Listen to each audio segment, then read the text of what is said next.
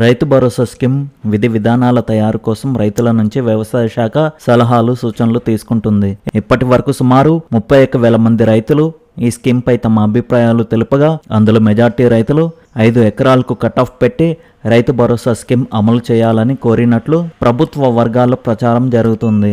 Cut off లేకుండా scheme అమలు చేయడం వల్ల ప్రజాధనం వృధా అవ్వడంతో పాటు అనుకున్న లక్ష్యం నెరవేరదని అభిప్రాయపడుతున్నట్లు సమాచారం. రైతు భరోసా స్కీమ్ కోసం ఎలాంటి కండిషన్లు పెట్టాలనే అంశంపై త్వరలో జరుగుతున్న బడ్జెట్ సమావేశంలో చర్చకు పెట్టాలని ప్రభుత్వం భావిస్తుంది. ఈలోపు రైతుల నుంచి కూడా అభిప్రాయాలు సూచనలు తీసుకుంటుంది. రైతు వేదికలు, వ్యవసాయ సహకార సంఘాలు, జిల్లా మండల పరిషత్ సమావేశాల సమయంలో అక్కడికి వచ్చిన రైతులు, రాజకీయ నాయకుల నుంచి వ్యవసాయ శాఖ సలహాలు స్వీకరిస్తుంది. ఇప్పటి వరకు సుమారు 31,000 మంది నుంచి లిఖితపూర్వకంగా సలహాలు సేకరించినట్లు తెలిసింది.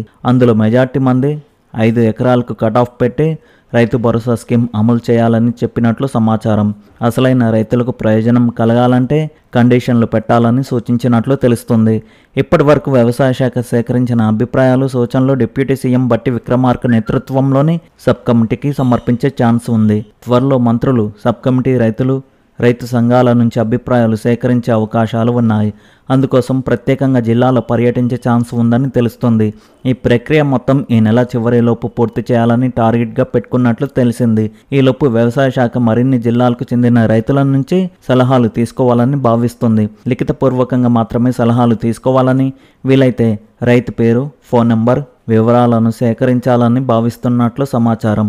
రైతు భరోసా స్కీమ్ను కౌలు రైతులు సైతం వర్తింపజేస్తామని కాంగ్రెస్ తన ఎన్నికల ప్రణాళికల్లో పేర్కొంది. దీంతో కౌలు రైతులను గుర్తించడం పెద్ద సమస్యగా మారిందని చర్చ జరుగుతుంది. ఎలా గుర్తించాలి అనే అంశంపై ప్రభుత్వం మల్లగుల్లాలు పడుతున్నట్లు తెలిసింది. కౌలు చేస్తున్న రైతు ఇచ్చిన సమాచారం సరిపోదని, భూ యజమాని తన భూమిని ఫలానా రైతుకు కౌలుకు ఇచ్చినట్లు అఫిడవిట్ సమర్పిస్తేనే సమస్యకు పరిష్కారం లభిస్తుందని అభిప్రాయాలు వ్యక్తమవుతున్నాయి.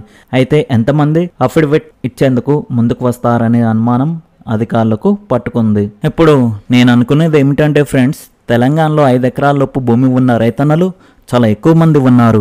వారిని మీకు ఎన్ని ఎకరాల లోపు రైతు భరోసా కావాలి అని అడిగితే ప్రతి ఒక్కరూ 5 ఎకరాల లోపు ఉన్న రైతన్నలకు రైతు భరోసా ఇస్తే బాగుంటుందని చాలా ఎక్కువ మంది చెప్తారు.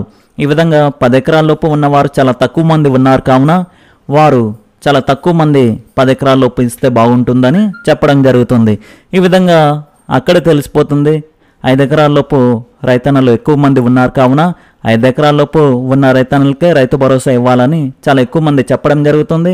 ఈ విధంగా తెలంగాణ ప్రభుత్వం కూడా 5 ఎకరాల లోపు ఉన్న రైతన్నలకే రైతు భరోసా ఇచ్చే అవకాశాలు అయితే ఎక్కువగా కనిపిస్తున్నాయి. అదేవిధంగా ఈ కౌలు రైతుల గుర్తింపు సమస్య కూడా చాలా తక్కువ మంది రైతన్నలకు, ఈ కౌలు రైతులకు అమౌంట్ రావడం జరుగుతుంది.